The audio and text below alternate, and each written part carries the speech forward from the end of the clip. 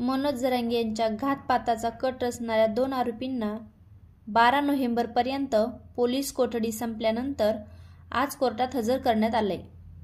आरोपी अमोल खुने आणि दादा गरुड यांना आज अंबड कोर्टात हजर करण्यात आलं। तसेच तिसरा आरोपी कांचन साळवीला जालना पोलिसांनी अटक केल्यानंतर आज अंबड कोर्टात हजर केले। खुने व गरुड या 2 दिवस वाढीव पोलीस कोठडी तर साळवी यास देखील 2 दिवसाची पोलीस कोठडी सुनावण्यात आली। जरांगे यांच्या हत्येचा कट रचण्याच्या कारणावरून दोघांवर गोंदी पोलिसात गुन्हा दाखल आहे। त्यानंतर पोलिसांनी दोघांनाही अंबड कोर्टात हजर करण्यात आलं होतं। काही पुरावे मिळवण्यासाठी पोलिसांनी पोलीस कोठडीची मागणी केली होती। त्यानुसार 12 नोव्हेंबरपर्यंत पोलीस कोठडीची अंबड कोर्टाने शिक्षा सुनावली होती।